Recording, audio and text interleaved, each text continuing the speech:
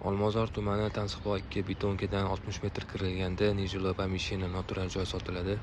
Kadastr dokumenti hamma narsalari bilan o'zini tashqarida mana ko'rib turibsiz, parkovkalarga bemalol, muammo yo'q. Joyimiz 111 kvadrat metr, 2 xona, har bitta xonada razdельный sanuzellari bor.